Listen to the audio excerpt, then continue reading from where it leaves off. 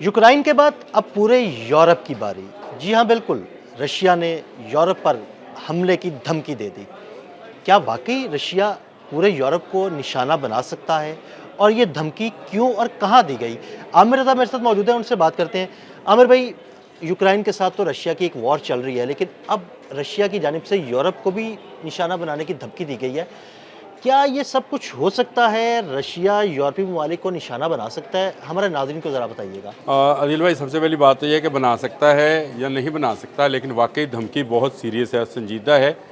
इसको यूरोपियन ममालिक में जो है इस वक्त बहुत ज़्यादा डिस्कस किया जा रहा है। मैं यूक्रेन वार जो है, रशिया यूक्रेन वार, इसके बारे में हमेशा ये कहता हूँ कि ये तीसरी आलमी जंग का पेश खैमा ना हो जाए, क्योंकि जैसे जैसे वक्त गुजरता जा रहा है रशिया का डिप्रेशन जो है, या इस समझें कि इस बर्फ़ानी रीछ का, जो कि उनका निशान भी है, पोलर बेयर का जो गुस्सा है वो ज़्यादा से ज़्यादा होता चला जा रहा है। यूरोपियंस ने ये किया कि उन्होंने इस पूरी जंग के अंदर यूक्रेन का साथ दिया। अमेरिका के कहने पर उन्होंने गैस खरीदना बंद कर दी, ऑयल की ख़रीदारी रोक दी, तजारत रोक दी, और सबसे बड़ी बात ये कि रशिया के असासे ज़ब्त कर लिए।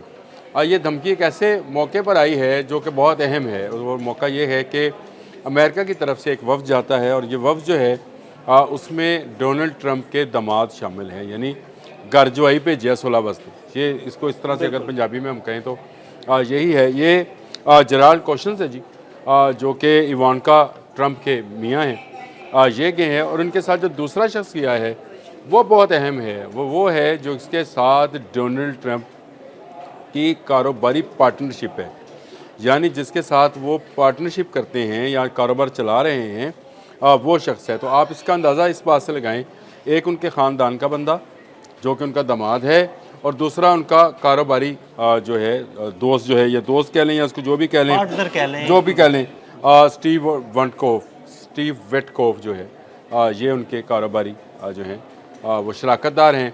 इन दोनों को भेजा गया ताकि वो व्लादिमीर पुतिन से बात करें।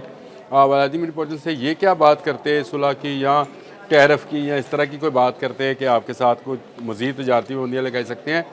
उल्टा व्लादिमीर पुतिन ने इस मौके को अहम जानते हुए अमेरिका और यूरोप को मुश्तरका धमकी दे दी। अमेरिका को इसलिए कि यूरोप जो है वो उसके कहने पर चल रहा हाँ जी, है, बिल्कुल। और अगर ये धमकी जो है लगाई गई है तो इसका मतलब ये है कि ये डायरेक्ट अमेरिका पर दबाव है, और दूसरा नेटो ममालिक जितने भी हैं उन पर भी दबाव आ गया है।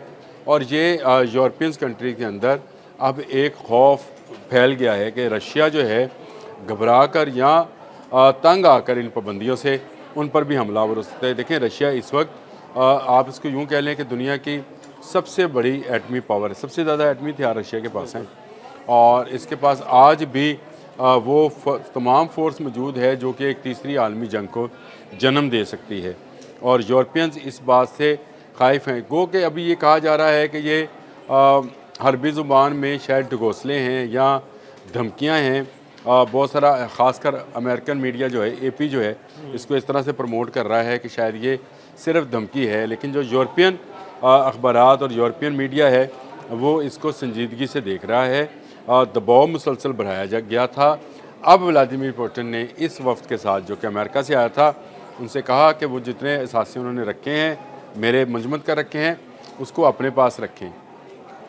एक तरफ ये सारा मामला चल रहा था, व्लादिमीर पुतिन उनसे इस लहजे में बात कर रहे थे, और दूसरा उन्होंने कहा कि अगर यूरोप जंग चाहता है तो फिर जंग ही सही। ये ऐसे ही होता है, अगर दो मुल्कों में कशीदगी हो या दो इलाकों में कशीदगी हो तो उसमें यही कहा जा सकता है अगर आप भी जंग पसंद करते हैं तो चलें फिर जंग शुरू करते हैं। तो ये इसके बाद नेटो जो है वो बहुत ज़्यादा मुतहरक हो गई है। नेटो के जो सेक्रेटरी जनरल हैं मार्क रोटे, उनका भी बयान सामने आया, और उन्होंने कहा कि हमें भी अपने इत्तेहादियों को तैयार रहने का कहना चाहिए। यानी इसका मतलब ये है कि दोनों तरफ जो है तैयारी की जा रही है। तो आमिर भाई, अगर दोनों तरफ तैयारी की जा रही है तो एक चिंगारी किसी बड़ी जंग की तरफ ले जाएगी दुनिया को। देखिए, चिंगारी तो फेंकी यूरोप ने, सच्ची बात तो ये करनी चाहिए, क्योंकि 90 अरब डॉलर के असासे जो हैं रूस के, वो मुंजमद जो किए गए थे उसमें से 90 अरब डॉलर जो है उसकी इमदाद यूक्रेन को दी जानी है। यूरोपियन यूनियन ने जो फ़ैसला किया था, अमेरिका के दबाव में किया था उन्होंने फ़ैसला कि ये जो रकम है इससे यूक्रेन में बहाली और यूक्रेन के दिफा के लिए जो है मदद फराहम की जाएगी। ये रशिया को ज़्यादा पिंच की बात कि मेरा पैसा जो कि उसने वहाँ पे मुख्तलिफ तजारती पैमाने पर इन्वेस्ट किया होगा, कंपनीज़ में लगाया होगा, यानी मेरा ऑयल पैसा है, मेरे गैस दुश्मन है, के लिए आप इस्तेमाल करेंगे। इस्तेमाल करने जा रहे हैं। ये वो बात है जिसको लेकर गो के अमेरिकन वफद इसलिए गया था कि वो रशिया को ये मानने पर मजबूर कर सके कि 8 जंगें बंद कराई हैं हमारे सुसर साहब ने। हाँ जी, तो और ये भी बंद कर दें, जराड तो शायद आपकी इसलिए गए मेहरबानी थे, ये बंद कर दें। जराड क्वेश्चन इसलिए गए थे, मेरे सुसर ने 8 जंगें बंद कराई हैं, 9वीं आप वाली रह गई है, ये भी बंद कर दें। लेकिन उल्टा धमकी सुनकर वापस आए हैं।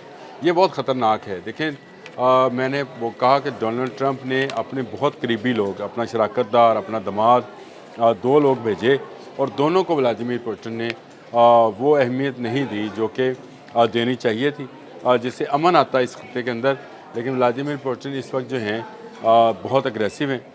वो एक लंबी जंग का शिकार हुए। यूक्रेन ने बारहा उन पर ऐसे हमले भी किए जिसका तसव्वुर शायद रशियंस नहीं कर रहे थे। गो के जंग उस पैमाने पर नहीं बढ़ी, लेकिन अब जंग बढ़ने का इम्कान ज़्यादा हो गया है। देखिए, पूरा यूरोपियन यूनियन जो है वो रशिया के निशाने पर है। ये बिल्कुल। यूरोप का कोई मुल्क ऐसा नहीं है, इवन तो अमेरिका भी निशाने पर है, लेकिन दुनिया का कोई ऐसा मुल्क नहीं है जो कि रशिया के निशाने पर नहीं है। मैं आपको इसकी एक मिसाल आपको इस तरह से दूं कि जंग की तैयारी की आपने बात अभी की कि दोनों तरफ तैयारी की जा रही है, तो वाकई में तैयारी की जा रही है। आप सिर्फ इस बात का अंदाज़ा इस चीज़ से लगा लें कि इस वक्त भी जो है रशिया मुख्तलिफ तजर्बात कर रहा है। हमने उसका एक मिसाइल सिस्टम का किया था और उसकी एक ऐसी एटमी आबदोज़ मिसाइल सिस्टम की हमने बात की थी जो कि मुसलसल चल सकती थी, यानी वो इतने अरसे तक चल सकती थी कि साल साल का सफ़र भी होकर करना पड़े, और वो जिस साहल से टकराएगी या टकराएगा वो मिसाइल सिस्टम उस शहर को डुबो देगा। ना सिर्फ उस शहर को बल्कि बहुत बड़े इलाके को जो है वो गर्क कर देगा, एक नया सुनामी पैदा हो जाएगा। तो रूस तो अपनी तैयारियों में है, वो किसी एक वक्त पर भी डिफेंसिव नहीं हुआ।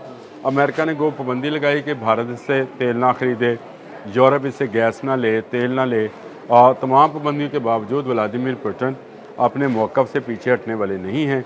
यूक्रेन के साथ उनकी खुली जंग है। पूरा यूरोप और अमेरिका चाह कर भी रशिया को अभी तक जंग बंद करने पर नहीं आमादा कर सका। और अब ये जो वफ़द नाकाम गया है, ये नाकामी है इस वफ़द की।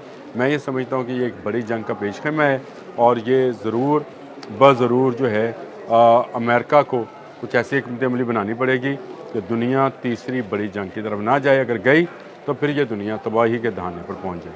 बहुत शुक्रिया अनुप भाई जी। बिल्कुल, आमिर रज़ा ने बड़ी तफसील के साथ आपको बताया कि रशिया की जानिब से वफ़द को क्या धमकी दी गई और यूरोप किस तरह रशिया के निशाने पर है, और ये सारा मामला तीसरी आलमी जंग की तरफ भी बढ़ सकता है। अदील अहमद और आमिर रज़ा को इजाज़त दीजिएगा। अल्लाह हाफ़िज़।